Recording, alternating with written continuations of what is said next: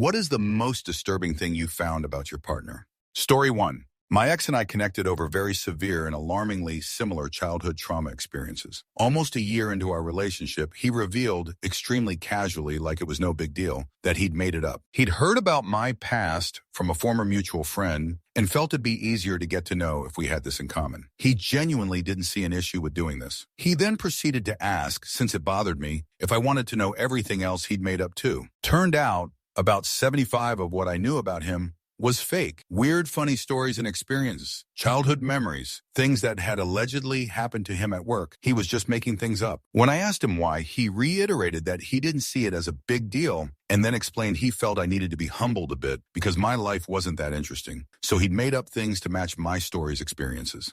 Answer: okay, my jaw hit the ground when I read this, and now after reading all of your comments, I'm not exactly sure what to say other than holy fudge. I've read a lot of Reddit post comments about abusive relationships, been through some things, tried to help different family and friends through this kind of thing, and listened to people talk held space for them when they needed it as part of my job. And I have to say, it really takes a lot for me to be speechless listening to someone talk or comment. I know I'm just an internet stranger, but I'm so proud of you for getting out and away from him. You have an extraordinary amount of inner strength, and I hope you're in a good place now, happy and healthy. You deserve it. The last thing I'll say is fudge him. He'll get his sooner or later, and fudge off to his mom. WTF was that? If you haven't heard the song, check out Fudge You by Lily Allen. Take care. Story 2. He told me 3 years into the relationship that he has cheated on all of his exes, sees people in the street, and thinks about what he would do to them and that he wouldn't feel bad about take down someone. I was just about to marry this man. Dodged a bullet, potentially metaphorically and physically. Answer: I also dated a man who had plans to take down homeless people. He had it planned out. He would also regularly tell me about friends he wanted to hook up with. He did warn me that he will eliminate any guy I cheated on him with, though. I knew that he got engaged a while back and was perplexed with how it happened. But there are probably a number of people like him. I was able to get away because I had to move for work, and we agreed that we were not interested in long distance. Otherwise, he used to stalk my friends and family, so I felt stuck. Story 3. My ex, husband mind you, we had just gotten married 1 month prior to me finding this out, had orchestrated a whole wife swap situation with his aunt and uncle. Yes, he wanted me to sleep with his biological uncle while he slept with said uncle's wife in the same bed. Didn't see any issue because no one doing the deeds were biologically related. This was something he and his family member had planned for weeks in advance. Get me tipsy at the family reunion in the middle of nowhere. Literally not another house for miles. No cell service. Then have some incestual orgy. I got in the car and left alone in the middle of the night, petrified for the 3-hour drive back home. Edit: thank you all for being so kind. I appreciate the support. Story 4. Not me, but my best friend found out the stalker, who was sending violation threats and blackmailing her, as well as me, was her boyfriend the entire time. He pretended to also be stalked, but he hired a PI to put a stop to it, to play a hero, so my friend would get back together with him. He also claimed he was single and not married with a child, LOL.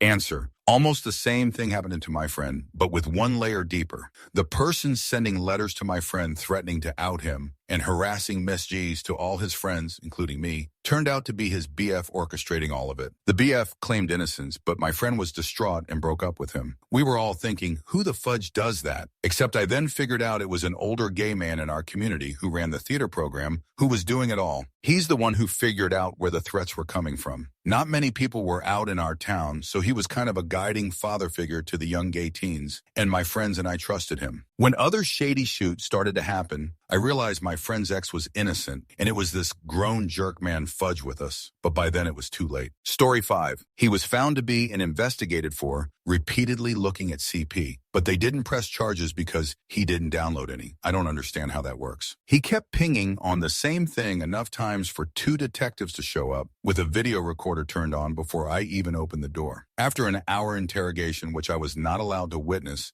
they took his laptop and I don't know what else. I had a few convos with one of the detectives, and he said that some sick people exist out there, and that was it. Answer: depending on the laws where you live, this is probably about the definition of possession. The majority of people who repeatedly look at IOCCSAI will download and therefore possess it, i.e. own it on their machine. From a digital forensics perspective, if they haven't downloaded anything and they don't confess, then it's very hard to get around the "I didn't know it was" their defense, or to prove beyond a reasonable doubt that it was the individual in question who was viewing the content. Source: I used to be a computer forensics investigator specializing in crimes against children. Yes, it's as bleak as it sounds.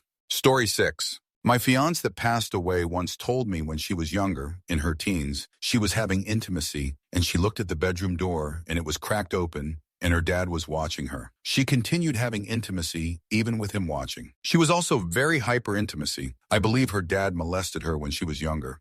Story 7.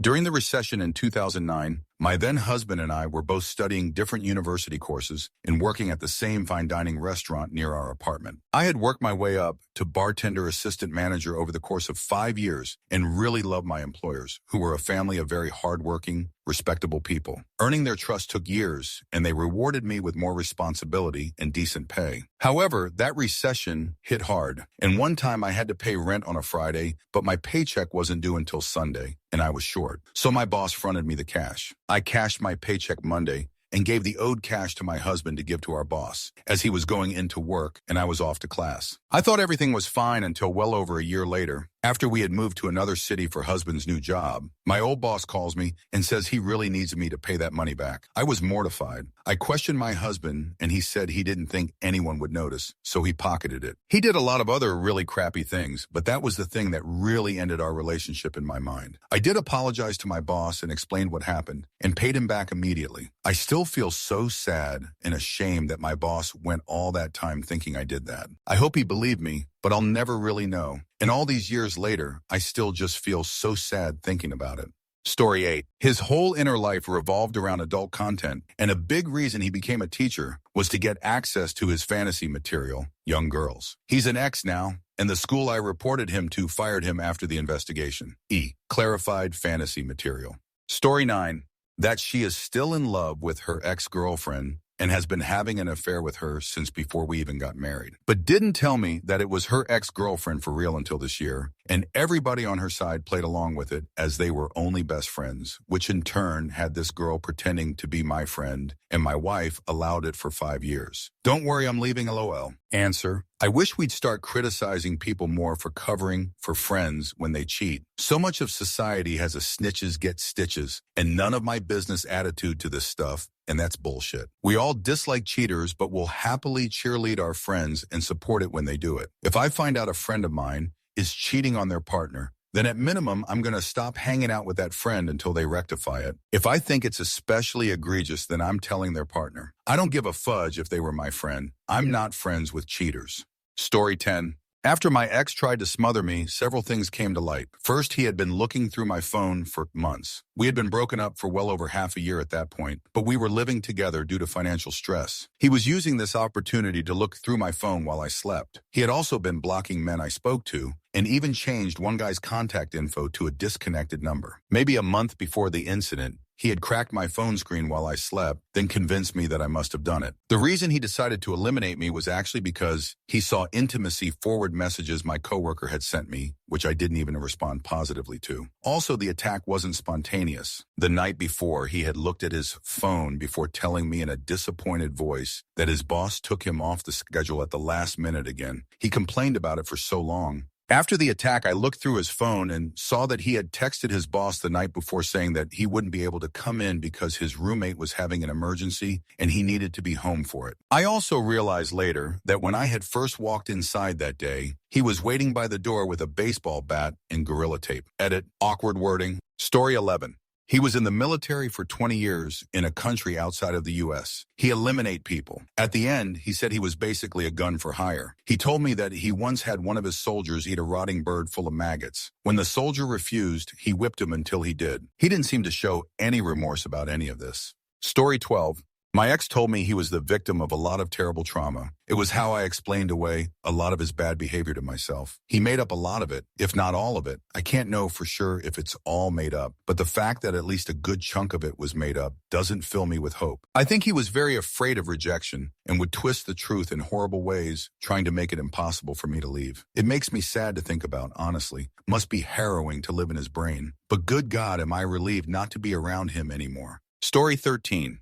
My ex told me at the beginning of the relationship that in his first relationship, his girl suspected him of cheating because he used to stay at work really late because he was a manager. And that one time she came to his work, she was crying because she thought he was cheating and cause she had a miscarriage. And he ignored her, but he told me he didn't know at that time she had a miscarriage cause she didn't communicate that with her and that he wasn't cheating, that he was just really busy. Well, fast forward months later, after I told him that it wasn't his fault, that he's a good person, and that accidents happens, he confessed to me that he was actually cheating with a fellow coworker. Like WTF, his first girl probably miscarried from all the stress. Completely changed the way I saw him. Story 14. He had such a history of using his mother and his sister while also regarding them with scathing contempt. Both of them were flawed and selfish, but loved him deeply and unconditionally. When he casually remarked that his 40-year-old sister, who incidentally was gorgeous then and still is, was a fat old woman covered in tattoos, and she needs to start being realistic about how she wants to be treated by a man. That was when I knew our days together were numbered and that I would never be able to unsee what that said about his regard for women. Answer: Ye dated a guy for a few weeks who, while talking about his parents, said his mother was a slut because she was his father's grad student. So it wasn't a cute love story between consenting adults. It wasn't a man probably abusing a power imbalance. It was the woman who married the guy and raised his kids being the problem. Nope. Now, a man's attitude toward his mother, sisters is one of the first things I try to dig out.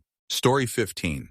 I am a long-term gym rat in weight training. I'm not bulky, but super toned. On my honeymoon, my husband asked me if I worked out because I wanted pens if I wanted to be a man. And in that moment, I knew what a terrible mistake I had made at it. Wasn't expecting so much interest in my comment. Let me explain. Because a few people were confused. Sorry, I wasn't thinking when I posted. A, yes, divorced a month after the wedding because of a lot of other shoot, as well as this. B, I work out and am very toned. I have a very reserved but feminine vibe. I come from a traditional part of Asia and am straight C. When before we got married, my ex used to complain that I make the decisions and his friends are making fun of him, to which I said, I'm used to making decisions, but I ask your opinion and input for everything. So do you have an issue? He said no. He's very content with our relationship. 6 months later, during the honeymoon, he just made that comment out of the blue. I think it was insecurity personally. He just felt awful that I was more fit than him. I can only guess. I chose not to ask questions after that.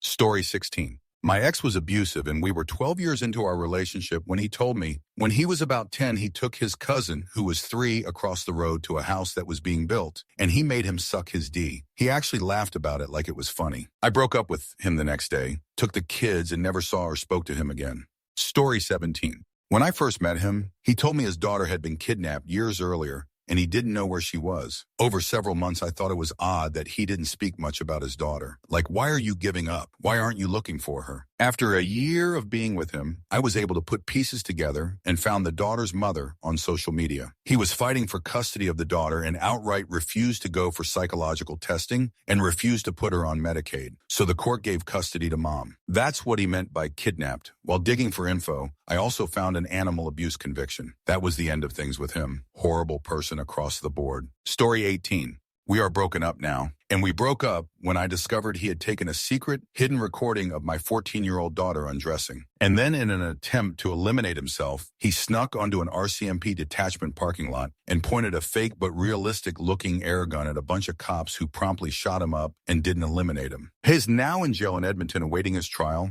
and still has to face the BC charges and will almost likely be deported back to South Africa, where he hasn't lived since he was 8 years old. So I thought that was disturbing. Story 19. I had an ex tell me that he used to regularly molest his sister while she was asleep when he was age 11-14. Went into detail about how he'd get her pajamas off, stick his fingers up her female body part. He only stopped because his sister left to live elsewhere. He thought it was just a funny story since 14-year-olds don't know better. Same guy once got into a fight with his girlfriend at the time when he was in his late 20s, and to get back at his GF, he somehow coerced her little sister into intimacy, or maybe just full-on violation her, IDK. The little sister had just started high school, so was 14 or 15 at the time. Again, he thought this story was hilarious. This conversation ended in him yelling at me about how 14 is old enough and stuff about woke snowflakes making the legal age 18 or whatever, as if that was the only issue with that he'd done.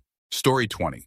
A week after meeting up with him, he got me adult beverage for my birthday. My first time drinking. I was so tore up, I was fading in and out. After a few hours of this, he pimped me out to his stepdad that was at least 30 years older than me. I was only 19 and fresh out of high school. Story 21. One of my exes was so emotionally and psychologically abusive, manipulative, that I was on the verge of eliminate myself for the last 4 months of our relationship. Early in the relationship, he told me, for sympathy points, that one of his exes had eliminated themselves. After we broke up, I learned that actually 3 of his exes had eliminated themselves. It put a much darker view over what was already mortifying to deal with. I never reported him because I don't think I can handle having to relive the things he used to say or do, and there's absolutely no evidence, so I don't think anything could be done. In my worst days, I feel guilty that he's probably done the same to others in the last 10 years, and I did nothing to stop it, but I wasn't in a space where I could stop it for so many years. Story 22. I had an ex who hit someone with his car, a pedestrian, didn't eliminate him. He was from India, and I am not sure how the laws work, but basically he was well off, so his parents bailed him out of the situation, paid the victim's medical bills, and everything was kind of swept under the rug. Wild to learn about this story while laying in bed with him like a year into our relationship. Answer, how weird. I watched something on YouTube about something like this. There was a taxi driver who knocked over a young girl, but then proceeded to drag her under his car to make sure she didn't survive. This was because apparently if they're injured, you have to pay all of their medical bills for however long the incident affects them. But if they die, you only pay a one-off fine. Edit, just gone back and had a rewatch, and it was actually Vietnam, not India. And it was a truck driver, not a taxi driver. My apologies. Story 23. That his greatest fantasy was locking someone up in a basement and starving them and then stabbing them, and I kid you not, stabbing them and penetrating the wounds until the life drained out of them. I was 15, he was 16. Thank God he's gone from my life, OMG. And yes, he was very manipulative, misogynistic, hypersexual, and verbally abusive. Story 24. My ex was pretty active online and used to post a lot on forums. I knew he sometimes trolled on forums and in the comments of articles, but I figured it was harmless because that's how he described it. Like deliberately having the opposite take to other people on an unimportant issue, kind of trolling. Anyway, I ended up leaving my ex and getting together with someone else soon after. We ran into a friend of my now husband's who also knew my ex, and this dude is praising me for leaving my ex like you wouldn't believe. He literally bought me a coffee, I had never met him before, and said, "This is because you left ex." I had no idea why anyone would have such a grudge against my ex. So I asked my husband. Turns out my ex and husband's friend were users of the same online forum. Husband's friend was a moderator. My ex did something to piss off husband's friend, so he got banned. My ex retaliated by starting a new forum in direct competition to the first one, and his whole policy was anything goes, no censorship. And if you have begun to guess where this is going, yes, my ex allowed links to CP to be posted on his forum. Husband's friend and my husband knew all about it. I had absolutely no fudge idea. I asked my husband later why he'd never told me, and he goes, "I thought you knew." Mate, if I had known that this man was enabling CP, I would have done far worse to him than leaving him for another man. There would have been immediate police involvement. Story 25. I have 2 things I found out about an ex. First, he was intimacy attracted to horses. Found this out via my sister-in-law after getting married. Then upon approaching him, he proceeded to try and show me horse adult content. Upon divorcing, I also found out he texted my then 16-year-old sister his horse adult content as well, and had talks with her about intimacy. She told me when she hit 20. Thankfully, we lived many states away, our whole relationship, so I know he never touched her, but that still doesn't make me feel much better. To say I was horrified is putting it kindly. I genuinely wanted to go over and beat TF out of him, but jail and my now adult sister asked me to not. Story 26. My ex-husband revealed to me once, in our marriage, how painful it was when he was in middle school and high school that the girls he liked didn't like him back, and how he was mad about it and felt unattractive and rejected. And I was like, yeah, I used to feel that way too, but luckily in college, I met so many cool and interesting people who were attractive that I found attractive, and I realized that all that high school stuff was just growing pains. It didn't really matter, and he didn't agree. He was like, no, it does matter, and he proceeded to act extremely mad about the whole whole situation. I realized that my ex had an incel mindset despite being married to a woman, had a previous wife, and when I met him, had a causal intimacy partner and had many previous girlfriends. Like, having success with women didn't stop him from hating women and feeling entitled to them as intimacy objects. He later said to me about moms of our kids' friends, "Why do I have to talk to them? I am not going to sleep with them." And he wasn't joking. I met my ex. He was doing an advanced degree in a humanities field where queer theory and feminist theory were very important. Answer, ugh. My ex-BF and I just recently broke up, and now all these conversations we had where he said vaguely incel-type things are becoming more clear. Like he would talk about his friends, JF, who is a 10, and he's never able to get beautiful women like that. Or in college, a couple guys in his classes got all the hot chicks and that they never gave him a chance, but in a very incel-contempted way and complete disregard for my feelings. I dislike that hindsight is 2020. Like, why couldn't I see this shit clearly during? Story 27.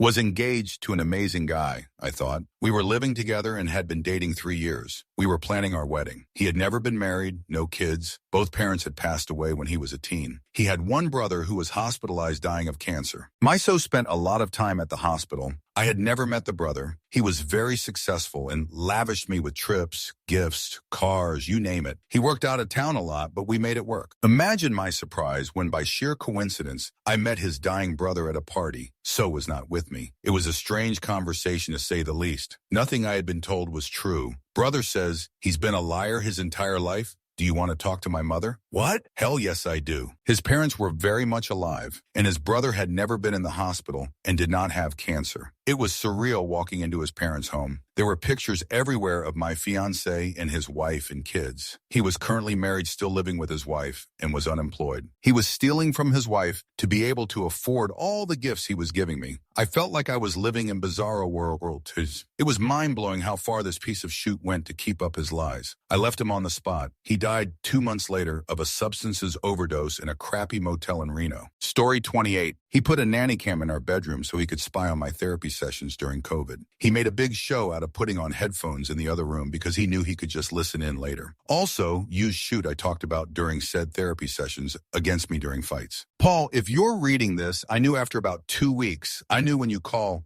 me from the Grand Canyon. Fudge you forever. Story 29. Ex-boyfriend, pedophile who groomed me. He used his younger brother's virtual workspace to meet teenage girls. It only dawned on me what he was and what he did 10 years after it all. I share a child with him whom he has no relationship with at all. His own choice? He got a court order despite the judge being made aware of the fact he was a pedophile who groomed me and stopped seeing my child 6 months after spending thousands on that order. I'm in therapy now trying to deal with the whole thing. Story 30. My abusive ex wants to have intimacy with his sister. After I broke up with him and was moving out, I decided to finally do the snooping I probably should have done a long time ago, based on all the sketchy behaviors he displayed throughout the relationship. He had private pictures of his ex, a bunch of cam girl videos he paid for, and a really weird adult content video saved called "Tricked My Sister into Having Intimacy with Me." Forbidden topic is common in adult content, fudge puke, but it's the fact that he had this saved in his hidden folder with his other nasty shoot, coupled with his behavior of thinking it would be weird to move in with his sister, Vraz pressuring me to move in with him, and he was always so attentive to how she dresses and her makeup and who she dated. In a way, I just have never seen a brother act with a sister, and I know plenty of other siblings that had no issue living with their opposite intimacy sibling.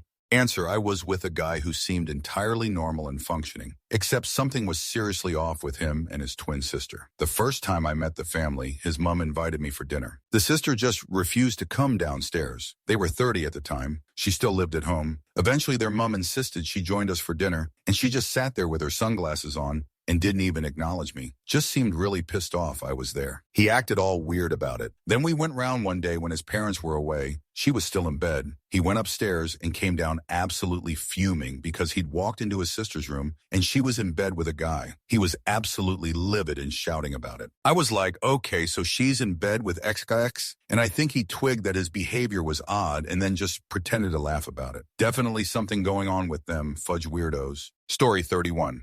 Ex-partner admitted to raping his sister when he was 15 and she was 11. And then she violated him back years later. He called it her experimenting. The mom knew and never reported any of it. Very Christian family from Minnesota, and he was in the Air Force. Story 32.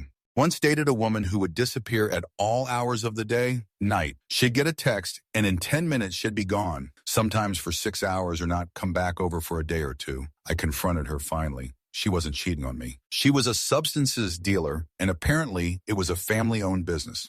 Story 33. Just found out my ex used to be a Reddit troll, like the most insufferable, pretentious, trying to sound smart jerk. There are multiple posts about his arguments on r subreddit drama, with one of them being about an argument he had that spanned nearly an entire month in a single comment chain, and my ex weaponized the Reddit cares bot on his opponent. People in the comments were like, these people are 16 years old, and I dislike to say that was a man in his mid-30s. Talk about getting the ick. Story 34. An ex-GF was somebody I knew in middle school. Then she just disappeared one day, and nobody said anything. Then poof, she was back, hit me up on Facebook, and we hit it off. Things seemed great. I was at dinner one night at her mom's and was wondering what happened to her dad, since they kind of all spoke about him, but didn't give any details, almost like there was a code. But I was warned by my ex to just never ask about her dad, so I left it alone. Almost a year goes by, and I finally just couldn't ignore the massive elephant in the room, and I had started to put two and two together. And I asked my ex, hey, there's a lot of weirdness around the subject of your dad. I know it may be touchy, but I'm not sure how we can try to build a strong relationship if we aren't open and honest about our families. She looked me dead in the face and started crying and said I reported my father for molesting me. He's in prison. I stated he violated me multiple times. My mom left him, put me in a girls' school to get better, and we've sworn off ever really talking about the incident. Worst part is I made it all up. Then she snapped back to normal, as if she didn't just tell me she got her father thrown in jail over a lie. From that point forward, I was literally never alone with her, and about 2 weeks later, I just left. Story 35. X was anally R4PD'd in an abandoned house by a man while walking to school in like the 2nd or 3rd grade. Once it was over, they cleaned a little and then went to school and never told anyone. This was over 40 years prior, and I was only the second one ever told. Answer. My abusive mom told me a very similar story about something like this happening to my dad when he was around 12 or so. My dad was abusive too, and she was telling me this to try to make me feel sorry for him so that I might excuse the intimacy abuse he perpetrated against her and us kids. The whole thing was and is just so fudge up. Fudge whatever predator did that to him. Fudge my dad for being an intimacy abusive fudge. Fudge her for betraying his confidence and enabling him abusing us all. Story 36. Found out my ex had a massive adult content addiction and was a compulsive liar. He'd been cheating on me for 4 years, telling all our friends we were in a one-way open relationship where I didn't want to be told what he was doing, that he was dating a minor online, doing violation role play, and telling strangers how he wanted to do horrific things to their peers, all while doing those things to myself. And he was sharing my indecent images and other people's with strangers on the internet without our consent, aka revenge adult content. There's much more I don't know, and I'm still finding out 8 months on. All this was while planning our wedding and being mentally and intimacy obsessive. Makes me feel sick. Story 37. He told me stories about the 2 affairs he had that his wife found out about. He was quite the storyteller, and this was many, many years after the affairs, and in fact, he had been widowed for 6 years. As entertaining as these stories were, they didn't make me think more highly of him for sure. Story 38. I was just reading these thinking, oh my God, these poor people. Then I realized I am widowed. My wife had an accidental overdose on painkillers. She scammed out of friends to get high, controlled me to a worrying degree, which I only realized later. Cheated on me multiple times. Each time she was caught, claimed she was either violation or drugged. Stayed in bed almost all day, every day, while I raised our child and coerced me into stealing substances from my workplace, which ended up getting me arrested and put on a rehab program because I dare not admit I was stealing them for her. I literally had to tell all my family and friends that I was an addict for her, and so we didn't lose our child. I still love her and would never tell anyone I know the truth, as I feel obliged to protect her memory. The only people that really know the truth are my new wife and my counselor. Sounds pretty bad once it's typed up like that, LOL. Answer, Jesus, dude. Addicts can be so dangerous. The impunity in which they can lie and fabricate wild stories has blown me away with more than one partner. I've had some doozies in my life, but this certainly rivals some of my worst experiences. I've found myself wishing there were laws against this because, as an individual, you are powerless to get any justice. The violation of your trust and, in your case, the character assassination, self-imposed or otherwise, is so deep. I wish I could hug you, man. Story 39. He had been meeting up with older white men for intimacy in our bed for God knows how long. Complete strangers. I was under the impression he was completely straight. I assumed he'd cheated with many people. The kicker is, every time we would have intimacy, I would develop a nasty infection, and it would cause me so much pain and anguish. The infections came around regularly for a year. He saw me crying in pain every week, in and out of doctor's offices, taking medications. He did not like to wear condoms with me, so I'm assuming he did not wear condoms with anybody. It got to a point where I begged him to go to the doctors and get tested because clearly he was giving me bacteria from intimacy. He always refused and made up a lie about the doctors not doing it for him. Looking back, he knew full well why I was getting these infections. Also, when I tried to pause our intimacy life to figure out my health, he would get very upset and try to manipulate me into sleeping with him, knowing he was making me sick. He would also try to get me pregnant regularly. Don't even ask why I stayed with him. It's mind-blowing to me now. I just didn't put two and two together during the relationship. Story 40. That she was doing cocaine by mixing it with water, sucking that into a syringe and injecting this into her anus, in my bathroom, right under my nose. It was so far off my radar at first. I began to suspect something was off, and when I went to some lengths, I finally saw it with my own eyes. And I still couldn't believe it. Some addicts are absolute masters at manipulation. Story 41. I went through his phone and found out he had private pictures of his cousin's girlfriend, but it was worse because he actually stole them. This was before phones had Face ID. He went on his cousin's phone and sent the girl's private pictures to himself. I forced him to delete them, and he begged me not to tell her, but I did. I still feel bad for her. Story 42. Not my partner, but my stepdad. Guy was the kind of person that could justify violation. As a teen, I remember hearing how he justified date violation, saying that when a girl tries too hard to entice a man, she deserves to be drugged in violation. He was also my intimacy abuser, as it turns out. When my mom learned about what he did, she told me that he once expressed those similar intentions, violation, under a joking facade towards me. Well, the moral of the story is believe what people say what they are. Story 43. I discovered my ex from over 10 years ago did not know how to clean his male body part as I was about to go down on him for the first time. He also told me he bit his toenails to trim them. Same guy introduced me to Onision and insisted he was hilarious. I checked him out and thought, people actually like this shoot? I felt very vindicated in my dislike for Onision when all the controversies came out. Story 44. My ex-boyfriend lied about having schizophrenia for years, acted it out and everything. But funnily enough, his episodes correlated exactly when he had done some shoot. That upset me. So I would have to put my anger aside and comfort him. He'd keep me up on school nights, making up things he'd see. He also made up a job that he didn't have. Last I heard from him, he cheated on his new girlfriend. Story 45. After we were married was apparently the best time to tell me he had repeatedly violated his sister when they were younger. His sister had been my best friend since kindergarten. So not only was I learning something horrific that he did, I was learning about something horrific that had happened to my best friend. I got out of that as soon as I could. Story 46. My ex-fiancé lied to me about having a TBI from being in the Navy, which he was never part of. I was an ex-Army wife, and his stories about the service didn't add up, but I brushed it off as his injury ruined his memory. I even excused his anger and abuse because of it. Story 47. He was maybe sick, or by choice I do not know, but he was taking achievements from other people's lives and telling me that is his. The lying went to unreal and more than achievements. Like the breakout was when he told me one of the wolves in the zoo was his. He had to take it to the zoo because he was old. Story 48. Oh, yes, I have an answer for this one. I've shared this before. I met my husband in Narcotics Anonymous. Life pro tip, do not meet your spouse in Narcotics Anonymous. We were both newly clean. Fast forward 7 years, we were living together and still clean. We were planning to get married. I became pregnant, planned. We were both procrastinators, so I was around 8 months pregnant before we realized we probably should do the marriage thing soon before the baby came. We made plans for the wedding on a Sunday. The Wednesday before that, I found a briefcase sitting in our bedroom. It was old and I had never seen it before. He encouraged me to open it. It was his. It was the files regarding his takedown case. When he was around 17, he was a substances dealer with people who sold substances for him, and one was a teenage girl around his age. There are two stories, of course. His story and the prosecution's story. In the end, he had stabbed her and eliminated her. He left her under a tree in the woods where she was found by some hunters. He said he was high and hallucinating. They said she had shorted him on money. He went to prison for 15 years. I still married him. I was 8 months pregnant with no family support. He never hurt me and never hurt anyone else as far as I am aware. He relapsed shortly after our baby was born, and I left him about 3 years later. He died in 2011 due to his substances use.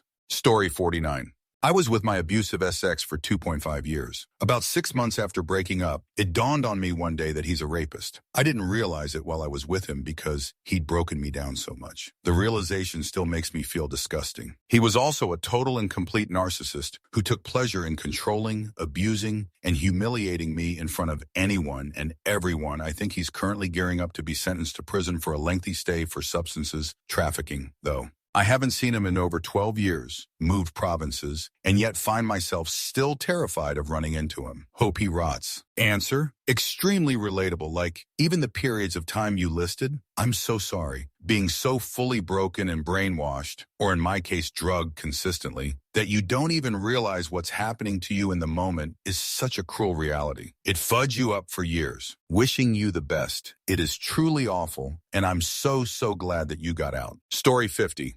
Where do I even start with my ex? Probably that he's a psycho in the making who would mess with strangers' windscreen wipers and steal things like spoons and actual door handles from his place of work to punish them for some perceived slight or another. Oh, and he did alternative tastes, shoe swapping them with other men while we were supposedly in a committed relationship, LOL. Very normal S. Story 51.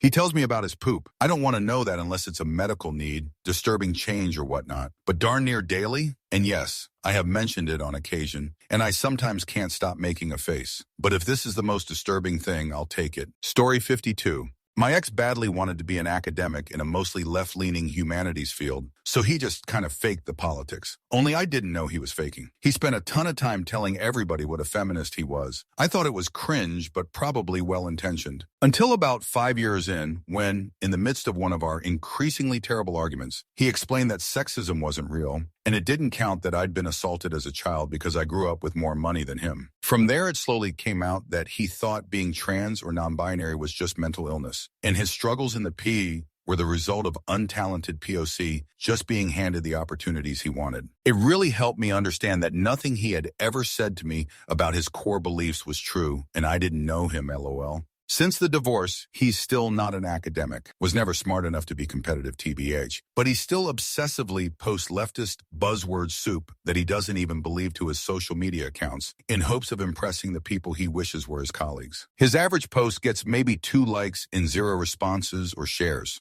Story 53. Where to start? One of the big ones was finding a letter she wrote about running off with her ex and taking the kids and getting a surprise divorce. Oh, and all the times a random male friend of hers was depressed and tragic end and needed her help. Once or twice is understandable, but when it's every guy she knows, nah, I'm not buying it. Story 54. My ex, very soon after this, sat at the kitchen table casually talking to me. He was drinking, because when was he not? At the kitchen table. He told me, I could disfigure your face punching you so easily. Guess where he is right now? Burning in hell, actually.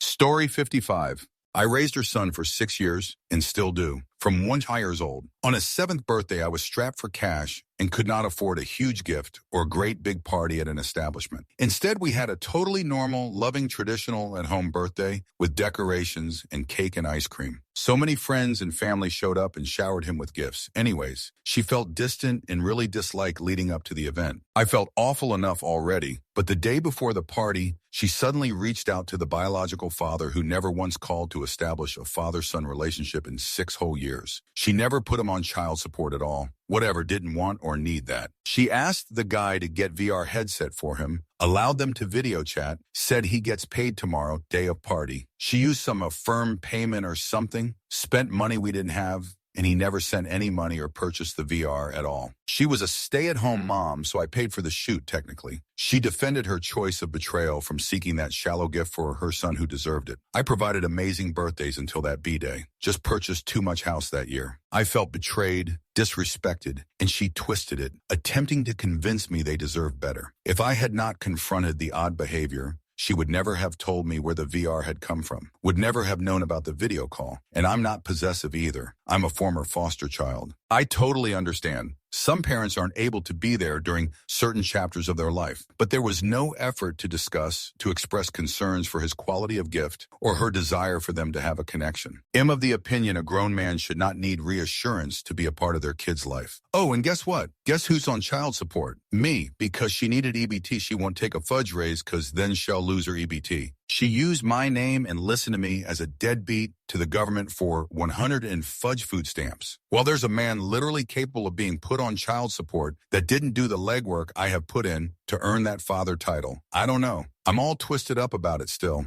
getting ready to just fudge leave. Story 56. Had an ex that when I was pretty young and naive and believed everything she said. And darn, she said some nasty lies. She lied about a health issue she had. And I found out years later because they made a story on the news about her and the actual health issue. Also, she lied about many, many important things that I found out slowly while together cause of contradicting stories. Same woman also stopped talking to me for weeks. While together, then out of nowhere calls me like nothing happened. And when I asked for explanations, she said a friend of her had died and she was sad. What? Also, by that point, who knows if it's true? Oh yeah, also had another ex that tried to avoid breaking up by lying about having cancer. Then later on saying that the doctor confused her with another patient. Some people have pretty fudge-up brains. I have made way better choices since then. Answer, I dated a guy when I was 17 who would go days to weeks without talking to me. And he always had some kind of story. One time he told me his babysitter from when he was 5 years old died in a house fire, and that's why he wasn't talking to me. Later on, I looked at the news and no house fire deaths had been reported.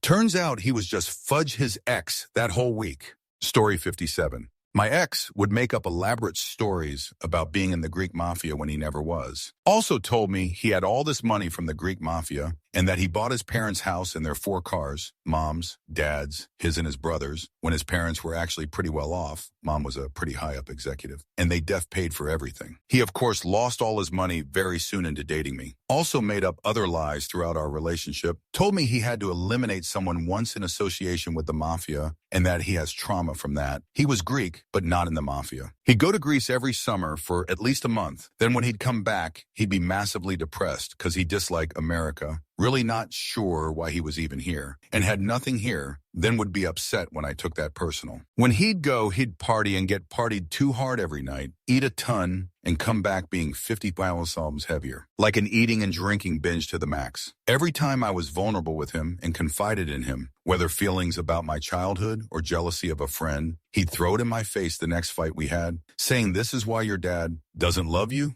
or this is why ex-friend prefers Y-friend over you. Every grad school exam he had for 3 years, he'd get massively cracked out on Adderall for 2 days straight, then take the exam and proceed to drink for 48 AHRs to come back down from the Adderall. Super healthy ritual. Called all my friends losers, and I had to beg him to hang out or do anything with them. Constantly put down my appearance even after telling him I had an ED growing up. Mind you, I'm 59 and 140 and go to gym daily, but he still didn't think I was fit enough for his liking. Anytime he got mad, would throw things across the room and at me. Also was physically, mentally, and emotionally abusive in so many other ways, but I won't go into more. Story 58. His relationship with his mom. First, when we moved in, big drama that she doesn't get enough attention, then constant messages, good morning and good night, then visits every week for coffee, tea, goes to her for lunch, etc. I'm living with a man and am losing respect for him. I see him as a mama's boy now and having hard time imagining our future together, and it's breaking my heart. I fell in love hard for the first time in my life, and I'm broken that I'm starting to see him differently. Story 59. Yeah, I don't know when he married the first victim, but I do know he met her in Germany, brought her to Hawaii, she had a baby, and he then abandoned her. And she didn't speak English. And it wasn't like he did it for money. None of us were wealthy. It was for the kick, I think. I asked him why he lied so much about himself. He said it made life more exciting. A true sociopath. Lucky me. And I often think of the others, especially the German girl, so far from home.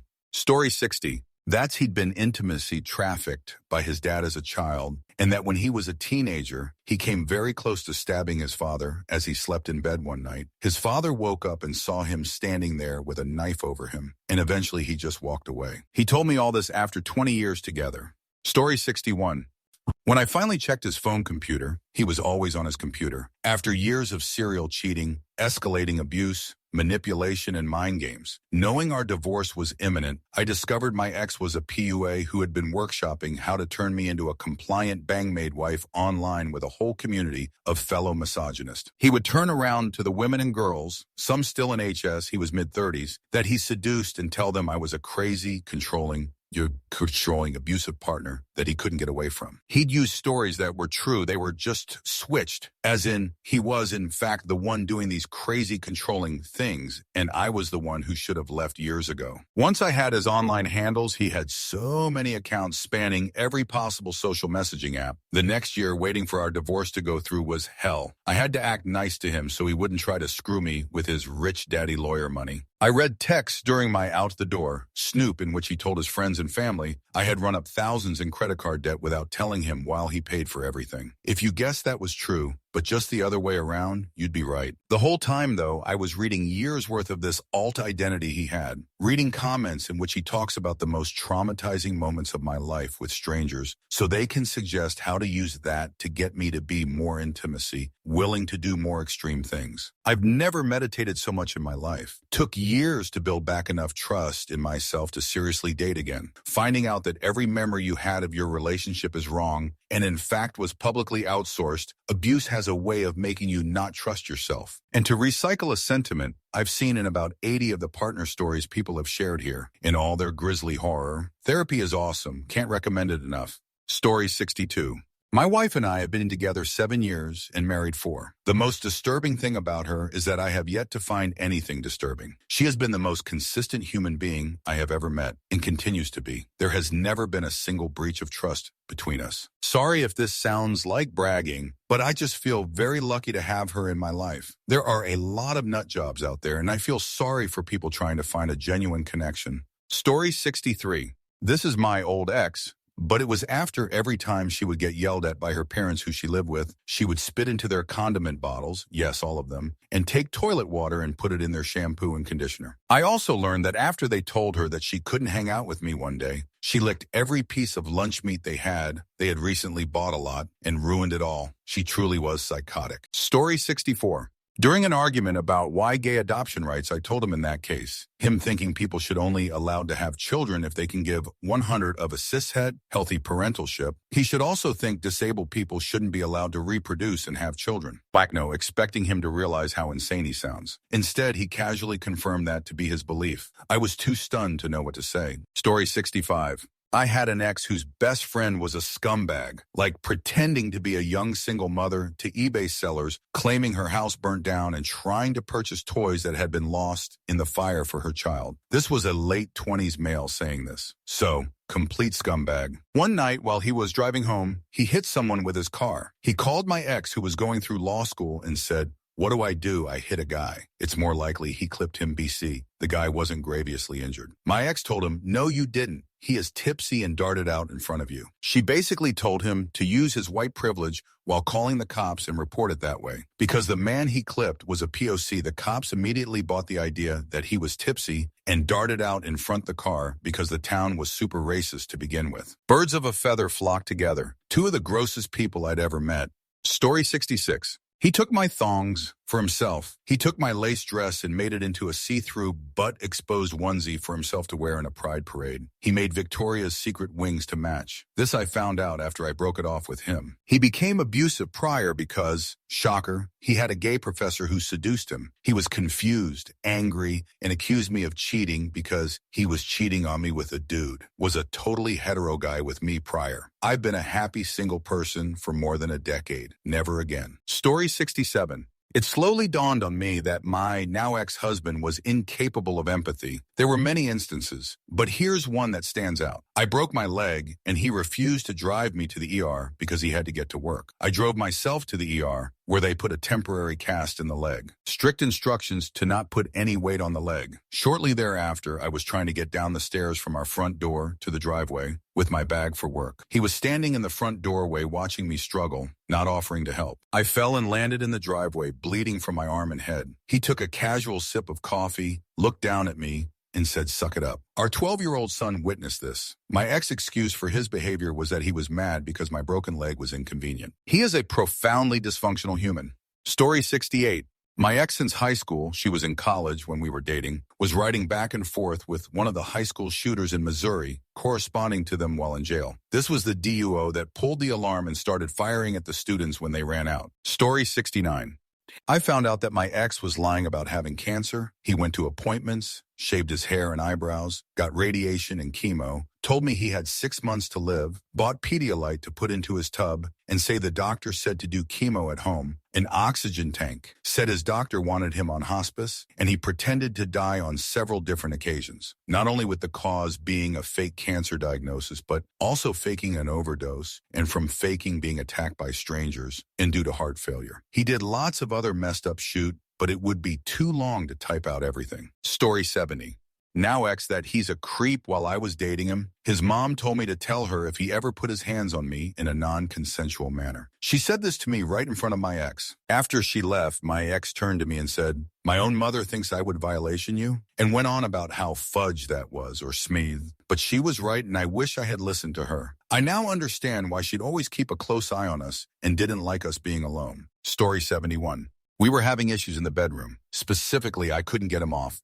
No matter what positions, fantasies, or equipment I tried out with him, I was very frustrated and starting to develop a bit of a complex. One time, about a year and a half into our relationship, he was finally able to finish. When I asked what was different, he admitted to me that it was because of two factors. One, I was completely dry. He woke me up and did it with no foreplay. And two, he was thinking of his mom. Needless to say, he's an ex now. Story 72. I spoke with my ex, H, about the abuse I endured with my first husband, P, and H was so devastated to hear about it, blah, blah, blah. Would go on and on about how much of a fudge-up loser a man would have to be to lay hands on a woman. Cut to 1.5 years later, I felt very uncomfortable during one occurrence with H, and my body went into the fight or flight feeling of, am I about to be hit by this guy right now? And although I wasn't hit by him, I couldn't shake that experience. My gut told me to reach out to his toxic ex, and she agreed to meet me. In this conversation, she revealed that he was physically abusive towards her and showed me rock-solid proof of him hurting her. I left him, and after a lot of back and forth, he admitted it to me. Still sends shivers down my spine. Story 73. My ex told me that he had found his previous ex's body after she tortured and eliminated herself. I had asked why he still kept pictures of her, especially intimate ones. I was young and naive, and he cried so hard that I felt inclined to believe him. He said she cut herself, burned herself with lighter cigarettes, starved herself, etc. One day I was scrolling Facebook and her account came up in People You May Know. I clicked it, stalked around, and determined that she was alive and well this whole time. I confronted him about it without revealing my proof. Take a wild guess as to whether or not he admitted he lied. Bingo, he started having a full-blown meltdown, crying, throwing things, screaming, rocking back and forth, holding his head and saying, "She was dead, she was dead." I held her. "Why don't you believe me? She's dead." As soon as I showed him the proof I found, it all screeched to a halt. He went dead silent and stared so coldly into my face that I really thought he was going to eliminate me. He said something along the lines of, "I wish you were dead like I said she was." I did get beat that night and several times that week. Anytime he even remembered that night to be at I am safe now and have been for about 8.5 years. Story 74. After we got married and moved away, all the way across the country, he was Navy, his alcoholism and intimacy abuse began to show itself. Not a single sign before we moved, but once we were alone, living together across the country, he violated me every other day for 9 months until I finally left while he was away on a week-long training thing. I'd tie my sweatpants extremely tightly and with extremely hard to remove knots, so I would wake up before he could get my pants off to violation me in my sleep. Many times I locked myself in the bathroom. A couple times I thought he would eliminate me. He's my ex-husband now. My only regret is not filing a police report, but I was scared of him and his family at the time. Story 75. This isn't so much disturbing as incomprehensible to me, but doesn't like nature at all. It took me a while to accept this one. I had assumed that intentionally being in nature would be a source of spirituality, awe, and peace for everyone. My partner is not one of those people and only experiences extended time in nature as an annoying and inconvenient experience. But they find sources of awe and wonder and spirituality from other things such as art, music, literature, etc. We're all just different. Story 76. Found out after my husband died that he was a serial killer. Eliminate several convenience store clerks in the Midwest. Ugh. I met him when he was on the lam outside the country, married for 25 years. This is how things go when you're raised WTIH abuse. You don't spot it in the wild so good until you're older and wiser. I'm so sad for the families of those girls. Story 77.